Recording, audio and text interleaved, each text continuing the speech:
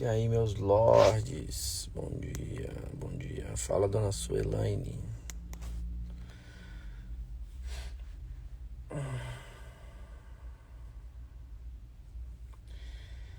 E aí, como vocês estão? Fala, Luiz. Bom dia, bom dia. Tudo bem? Bom dia. E aí, Manuel, Luísa, Betânia, belezura? Dona Joyce, nunca fica de fora, né, Dona Joyce?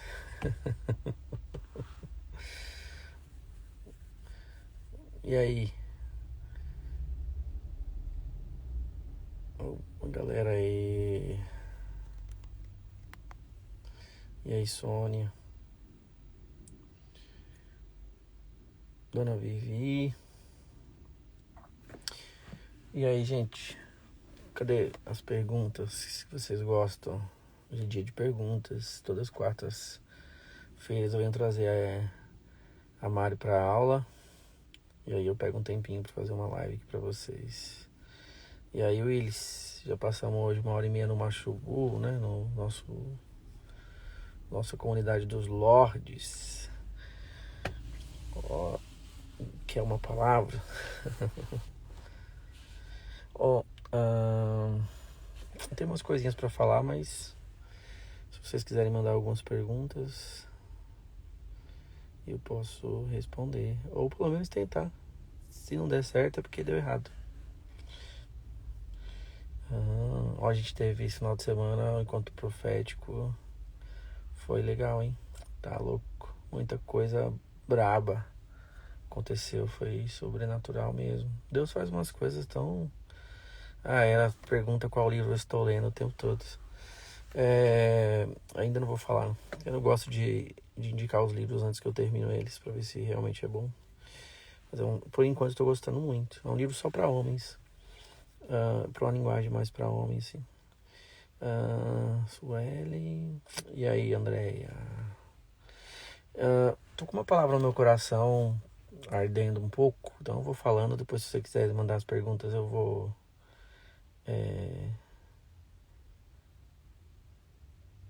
O vídeo do. Legal, né? O vídeo lá que eu postei do Jairzinho, muito legal, né? Denis, perguntas começaram. Se a mulher é a voz profética do lar, qual é o papel do homem nesse lado profético do lar? Então, eu não acredito que a mulher é a voz profética do lar, não. Os dois têm habilidades proféticas. A diferença é que a mulher tem mais sensibilidade. A mulher tem habilidades, ela tem... a mulher, ela se move basicamente pelas emoções, né? O homem é visão, mulher é emoção. Pelas emoções. E as emoções, elas estão intimamente ligadas com o profético, entende? Então, elas são mais sensíveis mesmo, elas têm mais sensibilidade, mas isso não significa que ela é a voz profética da casa, né? Deus fala, você lembre sempre que um casamento é um reino, né? O casamento não é só uma família, é um reino. E Deus fala de várias formas, pode falar com o homem, pode falar com a mulher, pode falar de várias formas, através de outras pessoas para esse casal e tal. Uma coisa que é importante, uma coisa que eu aprendi, tá, gente? Eu não vou dizer que sempre foi assim, não. Eu aprendi a desenvolver com a Dai confiança, assim. Por quê? Eu era um cara extremamente arrogante, então, religioso principalmente. Então eu achava o seguinte, que Deus falava comigo e eu era o tal do cabeça, né? Essa coisa do cabeça que precisa ser tanto desconstruída, né? Então eu falava assim pra Dai, quando a Dai falava, quando a Dai me falava alguma coisa, eu dizia o seguinte, se realmente Deus quer me mudar, então ele fale comigo, você não precisa ficar me falando. Olha isso que arrogante. Então eu tinha essa postura de não escutar a Dai de forma nenhuma, assim, eu meio que colocava ela numa caixa, né? E eu achava que Deus, se tivesse que falar alguma coisa, falaria comigo. Isso é uma ignorância absurda, um orgulho desmedido, assim, né? É surreal, assim. E o que eu aprendi? E literalmente eu falo que eu aprendi na dor, assim. Eu e a Dai, a gente desenvolveu um processo de confiança mútua, assim. Se a Dai falar comigo, Deus falou comigo, eu olhar nos olhos dela e falar, você tem certeza que Deus falou? Ela fala sim, eu não duvido, nunca duvido das coisas que Deus fala com ela. Da mesma forma como ela não duvida das coisas que Deus fala comigo. Então a gente tem esse laço de intimidade para decidir as coisas a partir da voz de Deus, né? Lembrando que a Dai é uma pessoa que tem habilidade com o profético, né? Ela tem a sua intimidade com Jesus, ela vive isso, assim como eu vivo isso. Então a gente desenvolveu essa forma de intimidade, de não... primeiro que a gente não... a gente tem algumas alianças, né? Primeiro que a gente não negocia com a voz de Deus. A gente não racionaliza. Se o Espírito Santo falou com a gente age imediatamente, sem pensar. O que é para fazer? É isso, então vamos fazer imediatamente, né? A gente tem uma aliança de obediência. A obediência e rendição, né? Então a gente está 100% disponível para fazer o que Jesus fala com a gente, ponto. E a gente tem essa coisa de Deus falar com ela ou comigo, a gente agir imediatamente, entende? O que é incrível é que à medida como a gente vai avançando nessa intimidade, por exemplo, ela comentou comigo ontem que sentiu de dar um dinheiro para uma pessoa. Instantaneamente, na mesma hora, eu já tinha sentido isso também. E aí a gente foi falar, eu falei, caramba, Dai, senti isso. E aí eu falei o valor, ela também comunicou exatamente o mesmo valor. Geralmente acontece muito isso. Eu falo para ela, senti de dar um dinheiro para tal pessoa. Ela fala, eu também. Eu falo, pensei em tanto. Ela fala o mesmo valor. Acaba que o casal vai crescendo nisso, nessa busca. Isso eu chamo de... dentro do Macho Burro tem uma ministração que eu falo das 7 camadas da intimidade, né? Uma dessas 7 camadas é essa camada espiritual, né? Então, quando os dois decidem se relacionar e buscar e viver por isso, chega uma hora que a gente alinha, assim, de um jeito tão natural. Você está pensando uma coisa e o Espírito Santo meio que comunica as duas pessoas da mesma forma, entende? Então, é natural. Então, não é um que é o homem que é a voz profética, a mulher que é a voz profética. Assim, os dois estão submissos uns aos outros, né? E os dois precisam se submeter a Jesus, que vai direcionar esse casamento, entendeu? Isso acontece direto comigo, com a minha esposa, de sentir a mesma coisa e ter a mesma percepção. É incrível, porque evolui, existe confiança, existe um relacionamento de intimidade e tudo mais, né? Vamos usar dentro desse contexto, então, de família, já que vocês estão usando, eu vou aproveitar para falar o que eu estou sentindo. Eu gosto de um texto do apóstolo Paulo, que às vezes a gente não presta muita atenção, que ele fala o seguinte: quem pensa estar de pé, ele diz, cuide-se para que não caia. É isso que está queimando o Joyce. Ele diz, quem pensa estar de pé, cuide-se para que não caia. Eu acho interessante essa coisa do quem pensa, porque é um julgamento próprio, né? Você olha para você e pensa, ou seja, imagina que está de pé, que você tem uma posição, que você talvez está fazendo coisas, e de alguma forma você construiu alguns argumentos dentro do seu coração para pensar, né? Ou seja, para imaginar, para crer de alguma forma que você está de pé. E ele fala, quem pensa, né?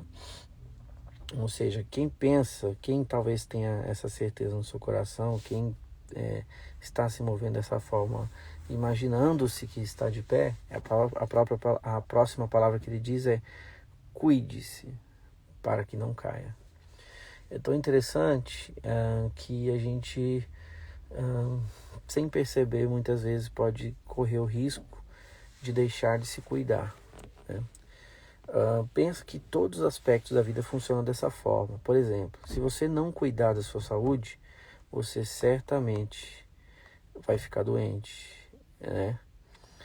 Se você não cuidar, por exemplo, do seu trabalho, você estiver fazendo as coisas de qualquer jeito, certamente você será demitido, né? E se você fatalmente não cuida da sua vida espiritual, você vai falhar e vai cair, e o tombo pode ser bem grande. Agora a questão é como cuidar da vida espiritual, né? Acho que esse é o ponto. Como cuidar para que eu não caia? Como cuidar para que eu não esteja em uma posição de vulnerabilidade e pronto para cair, né? Uma das coisas, alguns aspectos importantes para discutirmos é que eu diria o primeiro ponto, seria exatamente esse orgulho, né? O orgulho é uma coisa muito terrível, assim. Já diz a Bíblia que o príncipe do orgulho, o rei do orgulho, né, é o Leviatã, ou seja, é uma entidade, é um principado. Ou seja, existe uma força muito grande que move o nosso orgulho, o nosso ego, né? Essa coisa de a gente, principalmente, não ouvir ninguém. Então, o que eu queria dizer especificamente é como podemos cuidar da nossa vida espiritual para que a gente não caia. O primeiro conselho que eu te daria era: aprenda a treinar os seus ouvidos, né, para ouvir o conselho de outras pessoas mais maduras que você. Então, seja intencional nesse aspecto e dê a outras pessoas autoridade, autorização, liberdade para falar na sua vida, né? Você não evite, né? Evite decidir as coisas sozinho, evite caminhar sozinho, porque isso pode ser uma grande falta de cuidado e você pode certamente cair, né? Se a gente for olhar, por exemplo, biblicamente falando, por exemplo, a serpente foi tentar Eva com o fruto ali, desconstruindo o pensamento da voz de Deus sobre o coração dela. E ele ofereceu um fruto dizendo que ela seria igual a Deus e tal. Imagine vocês se a Eva tivesse parado 1 minuto para raciocinar e tivesse falado: vou chamar o Adão para decidir junto. E ela chamasse o Adão e os dois em família pensasse sobre a decisão e decidisse posteriormente, né? Então, sempre que você decide sozinho, você tem uma chance muito grande, né? É muito maior a sua chance de errar, né? Eu aprendi na dor a não decidir as coisas sozinho, ainda mais que eu sei, ainda que eu tenha certeza, plena certeza daquilo que eu quero. Eu gosto de colocar as minhas decisões à prova, assim. No meu caso, que sou casado, né, e aprendi isso, principalmente decidir em família, né? E tem muitos segredos poderosos nesse negócio de decidir em família. Nossa, já abre muita coisa aqui, mas principalmente quando você decide sozinho, você tem a grande chance de errar, né? De assumir o prejuízo sozinho e de comprometer o seu destino. Então, se você precisa começar a cuidar da sua vida espiritual, aprenda a não andar sozinho, aprenda a não decidir as coisas sozinho, aprenda a não enxergar as coisas sozinho, aprenda a abrir a sua vida, né, dar autoridade, liberdade para que outras pessoas falem nas suas decisões, ainda que você muitas vezes pense que tenha certeza do que você está fazendo. É muito importante decidir junto. Até porque tem uma frase muito poderosa que o Espírito Santo me falou, e eu compartilhei até no Machurro no domingo, que é a seguinte. A frase é a seguinte: então, eu peço para o marido decidir. Também não é legal isso. Não é dar decisão para as pessoas. É decidir junto. Entende? É isso aí, Manuel. As coisas que mais deram certo foi as coisas que decidiu em família. Tem um poder aí, gente. Isso é importante, um ponto que a Joyce tocou aqui. Muita gente se isenta da responsabilidade de decidir. Isso também é imaturidade. Quando você fala assim para a pessoa: o que você quer comer? Tanto faz. Tanto faz é imaturidade, ferida, é transferência de responsabilidade, várias coisas. Então, não estou dizendo que você deve se eximir da sua responsabilidade de decidir.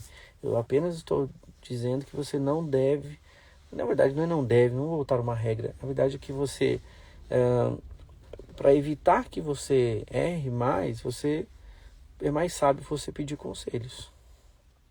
Então, é mais sábio você ter pessoas ali perto de você para te ajudar a decidir, né? Compartilhar, ou seja, intencionalmente você ter pessoas à sua volta que você possa abrir a sua vida e pedir conselhos, né? O que eu faço? Estou pensando em decidir isso.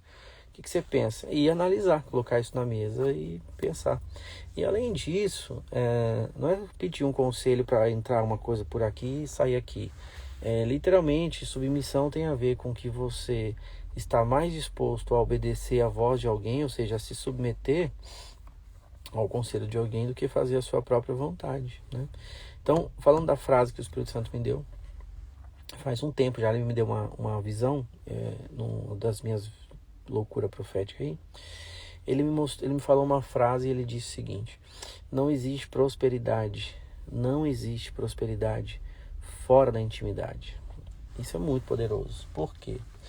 Pensem comigo.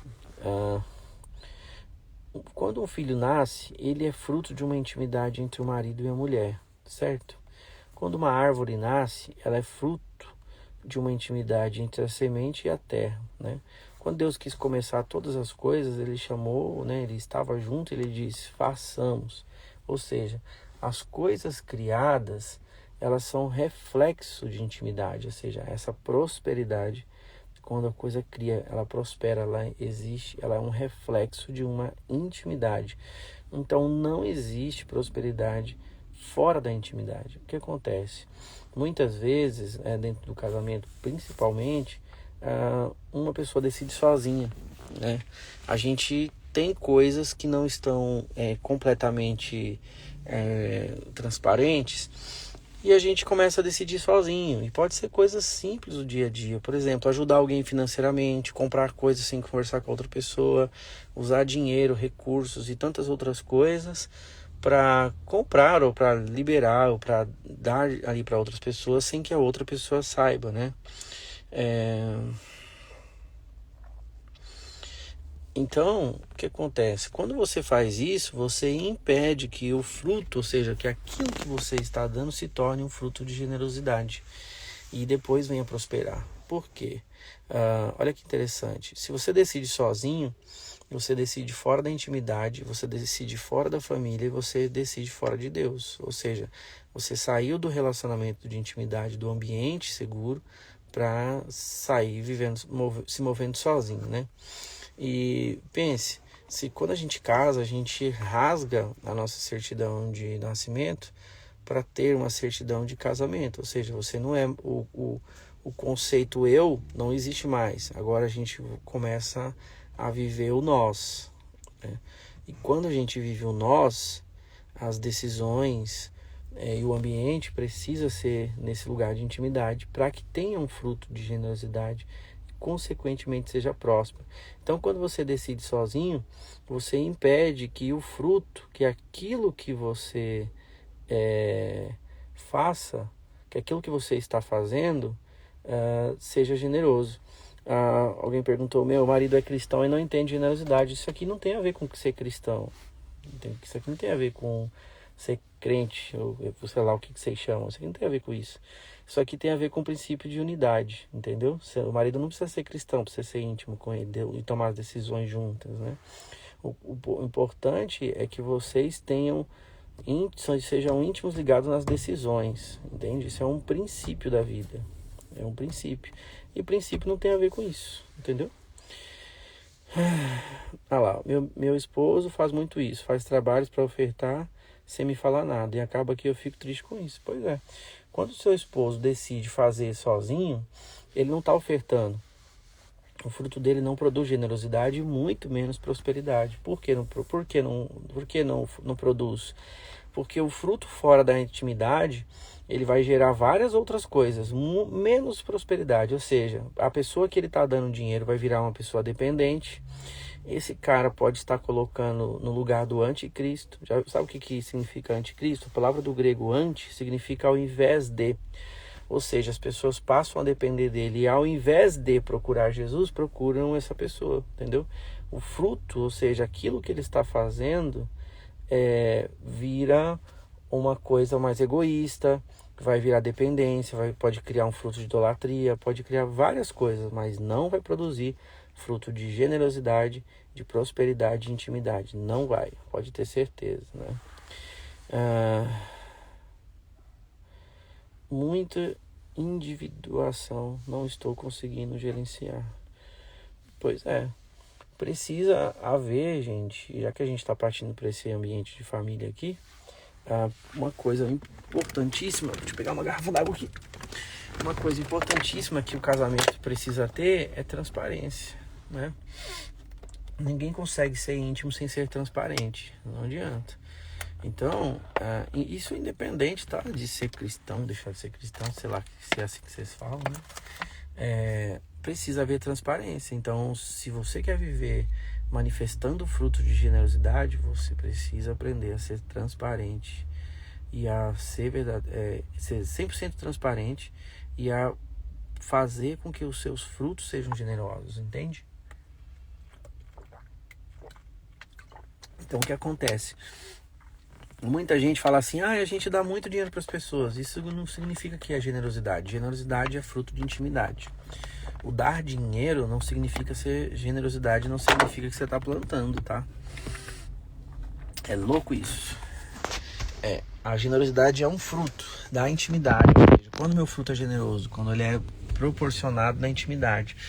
Isso para tudo. Eu sou solteira, não sou casado. Como que o meu fruto pode ser generoso? Quando você tem intimidade com a voz do Espírito. Então, assim, eu sei que é difícil, mas a gente deveria aprender a não se mover só pelas nossas emoções. A Bíblia diz que os filhos de Deus são guiados pelo Espírito de Deus. Então você tem que pegar o seu dinheiro, os seus recursos, tudo que você tem, né, todas as coisas que você tem e colocar à disposição do Espírito Santo. Essa é a primeira regra, né? Pega as coisas que você tem e rende, né? Na verdade, as coisas que você acha que você tem, porque na verdade nada é seu. Se você morre hoje, você não vai ter absolutamente nada, né? Da mesma forma que você entrou, você sai.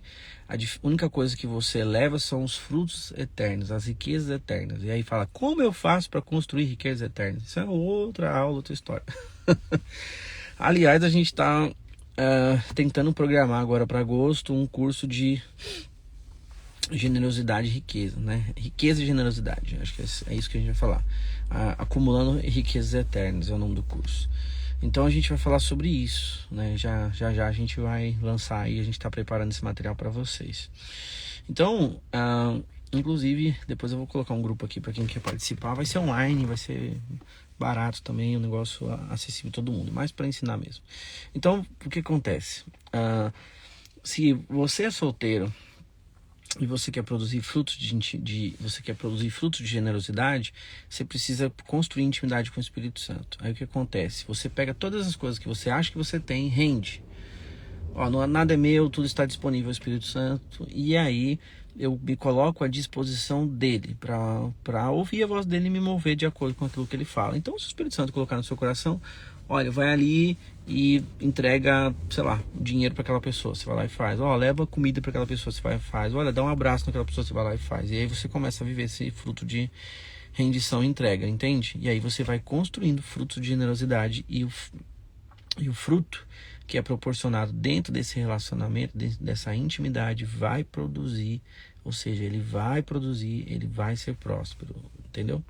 Olha lá, eu já errei muito depois do macho burro, estou lutando diariamente para não errar mais nessas coisas. Uma das coisas que decidi o que fazer com o dinheiro sem pedir a opinião da minha lindona. Exatamente, cara. Se você decidiu isso no seu coração de verdade, a não tomar decisões com dinheiro sem pedir a opinião dela, pode ter certeza. Aliás, se você decidiu de verdade não viver mais isso, ou seja, agora você vai pedir a opinião dela para tomar suas decisões, pode ter certeza que o seu fruto será um fruto de generosidade e você vai prosperar. Pode escrever, põe na parede, né? Não há intimidade na escuridão, exatamente. Olha lá. Não precisa detestar suas emoções são o meio pelos quais Deus fala com você, se move. Existem muitas coisas boas dentro disso. O que a gente precisa fazer é aprender a lidar com elas, né? Aprender principalmente a rendê-las ao Espírito Santo, não deixar com que elas tomem conta do nosso coração e faça a gente ser escravos das emoções, né? Eu tô nervoso, então eu vou agir de acordo com o meu nervosismo. A Bíblia diz que nós devemos agir de acordo com vamos dizer assim, com o estilo de vida de Jesus, né? Então você rendeu as suas emoções, você vai manifestar os frutos, né? Eu aprendi que a generosidade não é só com os pobres e necessitados, mas Deus pode nos tocar a ser generosos com pessoas bem-sucedidas. Gente, não tem a ver com dar coisas aos pobres, entendeu? Tá certinho o que você tá falando. Generosidade, gente, é um movimento que é construído dentro de um ambiente de intimidade, entende? Não importa quem é, não importa quem é a pessoa, não tem a ver com dar aos pobres, tem a ver com se mover num ambiente de intimidade, entende? É simples assim. Generosidade é todo movimento, ou seja, toda ação construída dentro de um ambiente de intimidade. Então eu tenho intimidade, a gente decidiu fazer algo, a gente vai lá e se move nesse lugar, sabe? É incrível. E ela é vinda de Deus, assim, ela conecta, ou seja, ela vem do coração de Deus, né? Você manifesta isso com aquilo que você faz em várias formas, e não é só sobre dar dinheiro, é sobre tantas coisas, é atenção, é tempo, é olhar, é tratar alguém bem, é manifestar amor, entende? Então o vídeo que eu postei agora há pouco aí, um casal entrou num correio, uma moça atingiu o coração deles com amor, ou seja, ela foi generosa, ela manifestou amor ali. E eles foram tocados a ponto de gravar um vídeo felizes, sendo gratos pelo atendimento que receberam. Então, generosidade tem a ver com a expressão dela não é dar dinheiro. A expressão da generosidade é um estilo de vida, de coerência, de entrega e rendição para viver uma vida em Cristo. Ou seja, liberando aquilo que Ele quer fazer. Estender a mão para alguém é generosidade, dar um copo d'água é generosidade. Tudo isso é fruto de generosidade, né? É incrível, é uma coisa muito mais ampla que a gente imagina, né? Sei lá, receber alguém na sua casa, fazendo um café, atendendo bem, amando, dando a sua atenção, o seu tempo, tudo, né? A cruz foi um ato de generosidade de Deus para a terra, entende? É isso. Então, todas as coisas que Deus fazia, Jesus fazia num ambiente de generosidade, porque ele mesmo dizia, eu não faço nada que não vejo meu pai fazer, ou seja, ele estava sendo um, e essa é a oração dele, eu oro para que vocês sejam um assim como eu sou um. Então é um fruto, né? Ou seja, é um estilo de vida, é uma manifestação, né, da vida. Então, quando eu decido ser íntimo, transparente, coerente com a Daiane, todas as coisas que a gente faz é dentro desse ambiente da generosidade. E o que a gente precisa entender é que a generosidade, ou seja, ela tem frutos e ela vai gerar um fruto de fidelidade, e a fidelidade vai te servir, né? E uma das formas da fidelidade de servir é com a prosperidade. E o problema todo, gente, é que a nossa cabeça foi tão empobrecida por essa religião, essa mensagem empobrecida do evangelho, das coisas eternas, é que quando a gente pensa em generosidade, a gente pensa em dinheiro. Quando a gente pensa em prosperidade, a gente pensa em dinheiro. Quando a gente pensa em riqueza, a gente pensa em dinheiro. Esses três pontos, generosidade, riqueza e prosperidade, não tem absolutamente nada a ver com dinheiro. Entendeu? Nada a ver com dinheiro. Riqueza não é dinheiro, gente. É uma das coisas que precisa desconstruir. Então, a gente vai falar bastante dentro desse curso também sobre o que é a verdadeira riqueza, o que é generosidade, o que é a prosperidade, né? E aí, a gente estabelecendo esses conceitos, mudando a forma da gente entender, entendendo como se mover nisso de uma forma simples, trazendo para o nosso estilo de vida simples do dia a dia, vocês vão ver que as coisas vão ter outros resultados, né? A verdade é que o pensamento grego nos ensina desde criança a correr atrás dessas coisas, correr atrás do dinheiro, trabalhar para ter dinheiro, trabalhar para isso, entendeu? Seja muito honesto comigo, que vocês que estão ouvindo essa live aqui. Quantos de vocês foram ensinados a trabalhar? Alguém te ensinado assim, ó, você precisa trabalhar, lógico, todo mundo precisa trabalhar, o trabalho traz dignidade, né? Vou trabalhar, ok, mas alguém te ensinou pelo motivo correto pelo qual você deveria trabalhar? Qual é o trabalho que eles te indicaram a fazer? Todo mundo indicou para nós o CLT, onde a gente tivesse um salário e segurança para ter dinheiro, correr atrás do dinheiro, ou seja, ganhar mais, ter mais dinheiro, ou seja, trabalho para ter dinheiro, é isso. Esse é o conceito mais errado do trabalho que existe no mundo, assim, trabalhar por causa do dinheiro. Tá erradíssimo. Entende? É, é um conceito extremamente pobre. Então, assim, para que em primeiro plano eu deveria trabalhar? Primeiro, o meu trabalho deve ser uma expressão do amor de Deus. Ou seja, o meu trabalho, ele deve expressar quem Deus é. Eu preciso trabalhar expressando o amor de Deus, cuidado de Deus para o outro através daquilo que eu estou fazendo. Essa é a primeira coisa, entendeu? Então, se eu trabalho por dinheiro, para ter meu salário, e não faço aquilo por amor, como se fosse para Deus, acabou, entendeu? O trabalho não expressa generosidade. Aí você vai ter, pode até ter dinheiro, mas você vai ser extremamente pobre. É o texto de Apocalipse capítulo 18, quando Jesus olha para a igreja de Laodiceia, eles falam assim: nós somos abastados, temos tudo e não temos falta de nada. Jesus olha e fala: você é miserável, pobre, cego e nu, não entende. E se você quiser ser verdadeiramente rico, você precisa comprar de mim ouro refinado no fogo, entende? Colossenses 3,17 fala sobre isso, né? Façamos tudo com uma motivação certa, né? Em nome do Pai, e que a partir disso, fazendo as coisas para Jesus, é exatamente, gente, entende? Quando a gente entende a nossa identidade, o nosso DNA e a nossa herança, ou seja, a motivação pela qual nós fazemos as coisas, tudo muda, né? É exatamente qual que a gente ouviu aí, o Luiz está falando: trabalho para ter dinheiro e se aposentar para sustentar na velhice. É ridículo. A gente não sabe se vai viver mais um dia, né?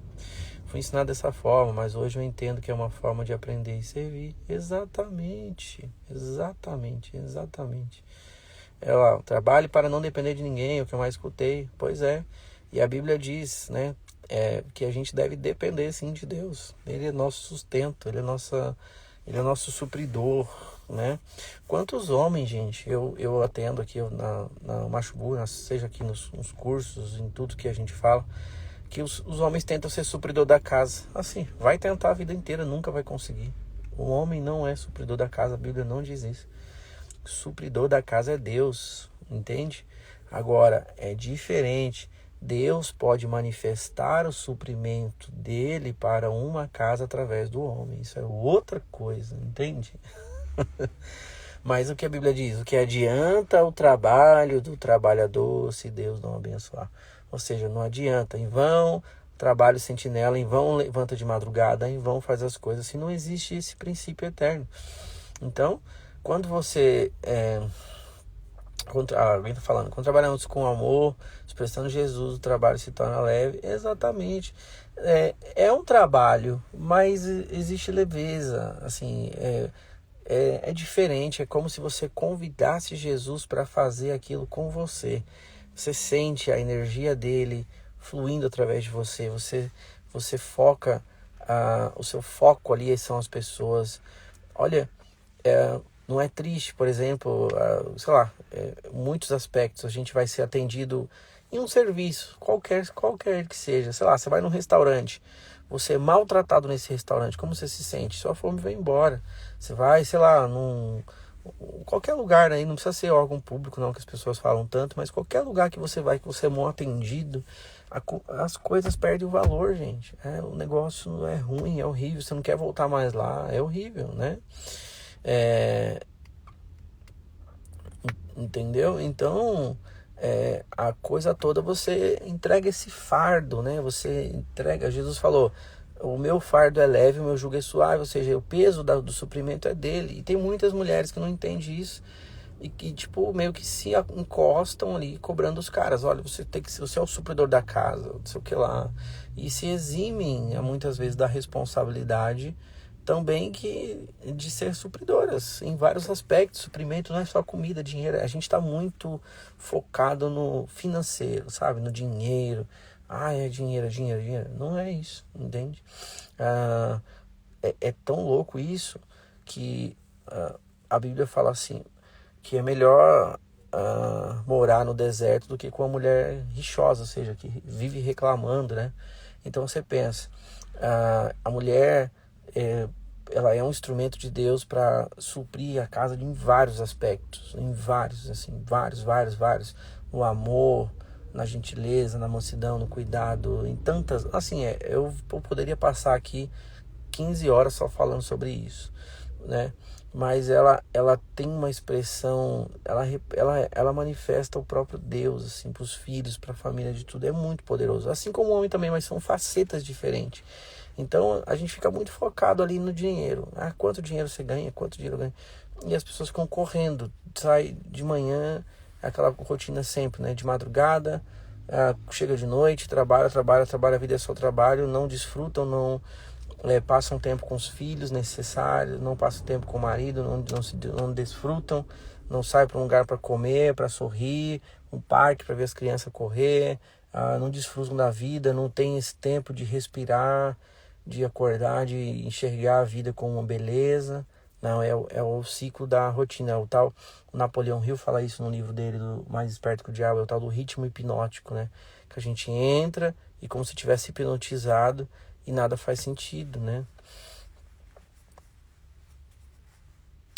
Com certeza o cara já trabalha o dia inteiro, chega em casa e ser incomodado. Então, mas eu não acredito que seja esse conceito, sabe, Joyce?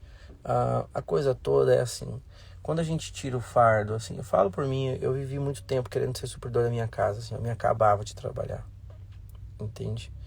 Eu me acabava, queria acordar, sair cedo, ser o melhor vendedor e trazer dinheiro, e quanto mais dinheiro ganhava, melhor, aquela coisa louca que a gente aprende. Tem um carro, esse carro não é suficiente, tem outro, tem que trocar de casa, tem que fazer isso, tem que fazer tantas coisas, e você fica com esse fardo, né? E mesmo assim você nunca sente que está suprindo, porque as coisas não andam, né? Quando eu entendi que Deus é supridor, isso não significa que eu tenho que eximir da minha responsabilidade. Não, eu tenho que trabalhar, mas a motivação pela qual eu trabalho muda, né? E eu aprendo que eu preciso mais, às vezes, colocar o meu coração nesse descanso de Deus e fazer o meu trabalho, lógico, com excelência, trabalhar de verdade, com qualidade, tudo, mas aproveitando esse momento como uma oportunidade de expressar o amor de Deus naquilo que eu faço, muda tudo, tem uma leveza, e você desacelera e você começa a enxergar as coisas com um olhar diferente. O mundo brilha diferente, a vida brilha diferente, as coisas, esse material só perde valor, assim. Você enxerga os seus filhos de forma diferente, você enxerga a família de forma diferente, você enxerga a esposa de forma diferente. E muitas vezes o trabalho para o homem, assim, com esse peso todo, acaba sendo só mais um objetivo, né, para distração, né? Ou seja, o cara usa o trabalho para fugir da família, para fugir da esposa, para fugir dos filhos, para viver essa vida louca, escondida, né? E vive desse jeito, entende? Aproveitando inclusive as oportunidades do trabalho que tem para se desvirtuar do sentido principal da família e cometer as suas insanidades, né? Olha lá, quando Deus é supridor da nossa casa, Ele supre em todas as coisas, ou seria, não, Ele supre em tudo, em todas as coisas, em todos. Não existe um aspecto sequer da vida de uma família que Deus não seja supridor, em tudo, em todas as coisas.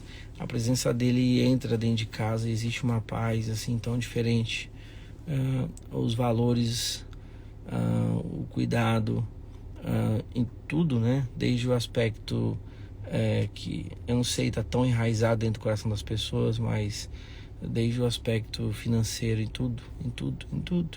Ele dá a direção, ele dá a visão, ele mostra como fazer, ele mostra como chegar no lugar, ele dá a estratégia, dá sonhos, dá tudo, gente, tudo, em todas as formas. Não adianta. Pense, não é o seu trabalho que faz com que a sua casa seja suprida, entende? É louco isso, né? Porque a gente aprendeu o contrário, mas é a presença de Deus que faz isso acontecer. Porque não adianta, gente, acredita em mim, dinheiro não significa absolutamente nada. Nada. Assim, eu tenho inúmeras histórias aqui, principalmente onde eu moro, que tem muita gente que tem dinheiro, e você vê assim uma vida completamente destruída, vazia, infeliz, sabe? Ele passa a ter algum sentido quando ele se torna servo, né, daquilo que Deus precisa fazer, né? É a moeda de troca. Então, por exemplo, Deus tem um projeto sei lá, por exemplo, através de mim, da Daiane, um projeto para fazer. É lógico, a gente vai precisar de recurso, vai precisar de dinheiro, mas o dinheiro é a última coisa da cadeia, né? Ele vai vir atrás de você. Quando você se posiciona, trabalha e começa a ir atrás da verdadeira motivação pela qual você deveria fazer as coisas. É incrível. Se a gente fosse realmente entender o que a Bíblia fala sobre, por exemplo, o aspecto bem simples da vida. Quem garante que estará vivo aqui amanhã? Entende? Aí a minha pergunta para você é a seguinte: se você soubesse que você ia morrer amanhã à noite, por exemplo, amanhã 10 horas da noite você iria morrer, você iria fazer as mesmas coisas que você faz naturalmente todo dia? Será? Você não mudaria nada na sua rotina? Então, a lógica da vida é você viver como se você fosse morrer em breve, como se fosse o seu último dia. Aí você começa a valorizar mais as coisas, né? Você tem mais valor, você daria mais valor para as pessoas que você ama. Talvez você queria ligar para os amigos que você não tem tempo para falar. Talvez você gostaria de agradecer pessoas que foram generosas com você quando você mais precisou. Talvez você pudesse olhar no olho da sua mulher e agradecer a ela pelos seus filhos, pelo esse tempo que ela cuidou de você. Talvez você fosse agradecer ao seu marido por ter te escolhido, por ter protegido sua casa e protegido você quando você mais precisou. E talvez você fosse abraçar os seus filhos de uma forma diferente por ser o último dia, né? Talvez você fosse valorizar mais tempo talvez com uma pessoa que você ama, podendo sentar à mesa, tomar um café, olhar nos olhos e prestar mais atenção. Talvez você pudesse querer viajar para poder estar os seus últimos momentos com uma pessoa que você ama. E quando eu falo de viajar, eu acho que a pessoa pensa em ir para a Europa, em gastar milhões de reais que não tem. Eu falo de viajar, gente, é sair da rotina. É pegar o carro e dar uma volta. Se você não tem carro, vai de ônibus, né? Eu já viajei com a Dai tanto, assim, para os lugares, sair de casa, quebrar a rotina sem carro, né? Sai, vai dar uma volta, vai comer alguma coisa, vai construir uma experiência, vai escrever uma história diferente no coração. A gente cansa de sair daqui de São Paulo, às vezes, para ir ali na praia, uma hora e meia de carro, para passar o dia inteiro sentado lá na praia, vendo a Mari brincar na areia, na água, e acabar o dia a gente vir embora, entende? Então, sabe quando a gente descola da simplicidade, sabe quando a gente descola de poder desfrutar do simples, desfrutar, sabe, das coisas que realmente têm valor, né? Que realmente importam, assim. Eu tenho certeza que acho que nenhuma pessoa aqui, se fosse o último dia dela, o desejo dela seria estar aí no trabalho. Eu acho que você ia colocar algumas coisinhas na frente desse aspecto, né? Então pense nisso, né? Pense. De verdade, a gente não sabe quanto tempo a gente tem, a gente não sabe quanto tempo os nossos filhos estarão do nosso lado, a gente não sabe quanto tempo os pais estão do nosso lado, a gente não sabe nada disso. Então, essa coisa do cuidar, né, do texto que eu comecei falando, quem pensa estar de pé, cuide-se para que não caia, também encaixa muito perfeitamente nisso, porque esse cuidado passa também por essa transformação da visão que temos acerca do mundo, né? Acerca do tempo que temos, acerca do que realmente importa, do que realmente é importante, do que realmente vale a pena, né? Então, pensem nisso. E aí a gente precisa desfrutar dessa herança, né? Deus nos deu uma herança. Que herança é essa? Como desfruta dela? Como acesso a essas coisas, né? Como vivo isso? Porque de certa forma, vivo tão preso na minha rotina, no meu ritmo hipnótico, fazendo tantas coisas, que mal consigo parar para pensar nisso, né? Então, eu sei, é difícil desconstruir, mas esse é um convite, né? Você está me ouvindo?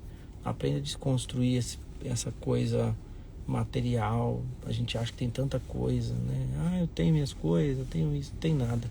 Pode ter certeza que você não tem nada. Se você morrer hoje, amanhã as pessoas vão pegar suas coisas, vão jogar muita coisa fora, vão estar a gente brigando para pegar essas coisas que você acha que é sua, e vai ficar tudo aí, entende? Então, será que a vida é isso? É só isso mesmo? Né?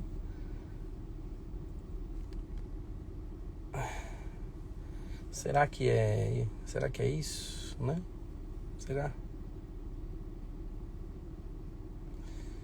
Então pense nisso, pense nessas coisas. A vida é só o vapor, gente. É um sopro. Quando a gente menos espera, pode passar. E talvez a gente não conseguiu conectar o que Jesus estava querendo comunicar no nosso coração e querendo expressar em nosso, né, em nosso cotidiano, para que a gente pudesse liberar para esse mundo, né?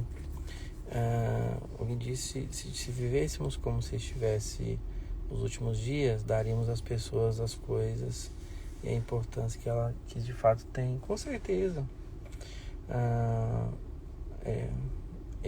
Eu vivo pensando nisso. Será que eu realmente estou vivendo de acordo com aquilo que ele gostaria?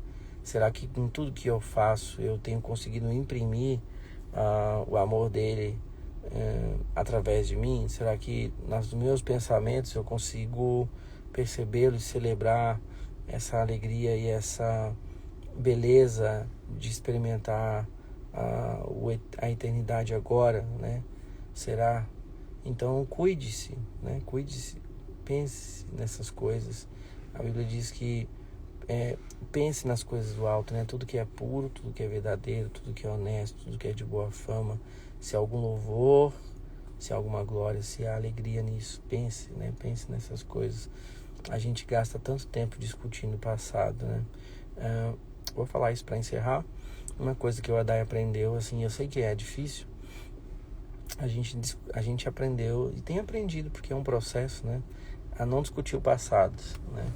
Meu Deus, como a gente perde tempo discutindo o passado. Nossa, quanto? Perde muito tempo, né? Acontece tanta coisa que a gente quer olhar lá pro passado e começar a discutir. Quando eu falo passado é coisa boba. Por exemplo, o prato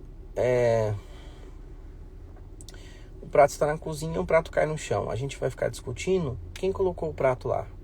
Por que esbarrou? Porque como não presta atenção? Mas, poxa, você devia ter visto, mas não devia ter visto. Mas aí a gente fica discutindo essas coisas, ou seja, o passado, né? Dificilmente a gente vai parar, pegar o prato que quebrou e vai falar assim, beleza, eu pego ou você pega? Ou senão você vai, eu vou pegar a vassoura, você pega a pá, a gente já limpa.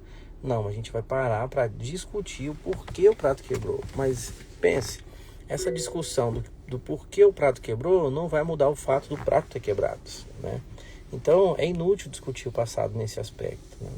Então aprendam a não discutir o passado. Aconteceu o que aconteceu, vamos focar no que a gente pode melhorar agora, mudar agora. Aprendemos a lição, beleza, e segue, né? O passado eles tem um cunho de aprendizado, você não vai mudar.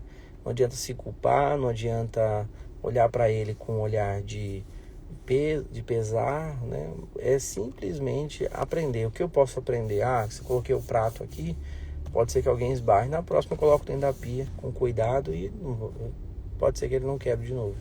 Entende? Mas se quebrou, pegue os cacos do chão e continue seguindo. Entende? É isso. Olha isso. As coisas mais incríveis que me aconteceu, eu estava fazendo coisas simples. É isso. De verdade, gente. Começa a olhar diferente. Para na rua, as pessoas que vêm até você, se vejam, olhem no espelho como Jesus. Fala, eu vou atender elas como se fosse Jesus. Vou liberar aqui o amor de Deus para elas. Vou tratá-las com o máximo respeito possível, assim como eu gostaria de ser tratado. Pense nisso. Olhe nos olhos, dê paciência, dê espaço, deixe as pessoas respirarem, olhe para o coração delas, olhe para os sentimentos dela, né? E viva isso de maneira intensa. Chega em casa, olha no olhar dos seus filhos, vê o que eles estão pensando, o que eles estão sentindo, olha no olhar da sua esposa, o que ela está pensando, o que ela gostaria de fazer, né? Quais são os sonhos que ela gostaria de realizar e ajude ela a realizar esses sonhos, né? Olhe para o marido, fala, o que você quer, como eu posso te ajudar, o que eu faço para te servir, o que a gente pode fazer juntos para expressar o amor de Deus para o mundo, né? E viva isso. É isso que vai contar. O restante passa. Tudo passa. Como diz um amigo meu, até a uva passa, né? Então, vai passar, né? Estou tentando olhar dessa forma. Meu filho de 16 anos vai ser pai. Começo eu estava sofrendo com isso, mas ele deixou de ir para um caminho horrível que estava. Foi trabalhar e está empenhando. Pois é, Michele. Muitas vezes as coisas não acontecem da forma como a gente gostaria. O mundo não é justo como a gente pensa, gente. Vai ter dia mal, vai ter coisas ruins, vai ter dificuldade financeira, vai ter dificuldades emocionais, vai ter dificuldade nos sentimentos, vai ter brigas, vai ter discussões, vai ter tudo isso. A única coisa é como eu aprendo com isso, né? É um ponto importante, né? Geralmente a gente vai discutir o porquê engravidou. Agora o ponto é como eu recebo da melhor forma essa criança, né? Exatamente. Entrega amor, entrega cuidado, né? E auxilia, ajuda e tira uma boa lição, né? Quem sabe esse presente de Deus, que é essa criança que vai vir para o mundo, talvez seja a maior expressão de Jesus que você pode ter na sua vida, entende? Temos que pensar dessa forma, gente. Se a gente for olhar o problema e ficar discutindo, brigando, as coisas não vão mudar.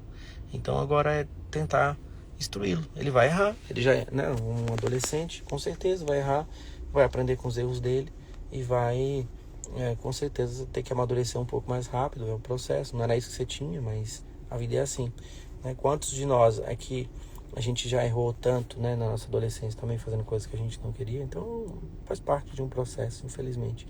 A gente não tem controle sobre as escolhas do outro, né? Mas se a gente puder contribuir com o amor, anote isso, o amor nunca falha, entende? O amor nunca falha. Então é descansar, e se puder fazer algo é amar mesmo, né? Então é isso, gente. Queria compartilhar algumas coisas com vocês. Tenham um bom dia. Vou deixar essa live salva no YouTube. Inclusive, se você não conhece meu canal no YouTube, vai lá, Denis Apolinário, tem bastante conteúdo lá. Tem as aulas, inclusive tem um curso inteiro lá do ambiente profético, como se mover no profético, como ouvir a voz de Deus, como se relacionar com dons espirituais, ministeriais. Tem várias coisas bacanas lá. Talvez faça algum sentido para o seu coração. Envie para alguma pessoa também, se você se sente tocado com esse conteúdo. Aí a Angélica, que tá falando aqui na live, eu engravidei com 16 anos. Talvez, procura a Angélica, pois ela pode te auxiliar e ajudar aí de alguma forma, contribuindo algo na sua vida que ela já aprendeu, né? E é isso. Em breve vou passar mais informações para vocês. Vou abrir um grupo aí para quem está interessado nesse curso de generosidade e riqueza que nós vamos fazer. Vai ser online, vai ser bacana, talvez seja umas 6 horas, 7 horas, uma imersão mesmo. E tenho certeza que pode agregar muita coisa na sua vida. Olha lá, Angélica, eu engravidei com 16 anos, minha filha é um presente do céu. Pois é, e a minha pergunta é, Angélica, você vê a sua vida sem a sua filha, né? Como seria a sua vida se não tivesse a sua filha, né? Então, a princípio, às vezes a gente olha que é um erro, mas Deus é especialista em transformar os nossos erros, né? Transformar as nossas vergonhas em glória, né? Então é incrível, né? E talvez você só esteja viva, Angélica, porque você tinha alguém que você lutou e fez você permanecer viva para amar ali, sabe? Então é incrível isso, é incrível. Alguém está perguntando quando será o curso? Será agora em agosto, tá? A gente vai deixar informações aí para vocês no Store para ajudar vocês, tá bom? Gente, muito bom dia. Obrigado pelo seu comentário, Angélica. Obrigado pelo seu coração. Vamos ver se a gente marca uma live, se você sentir a vontade para contar um pouco dessa história. Eu sei que pode ajudar muita gente, tá bom? Bom dia para vocês. Até breve.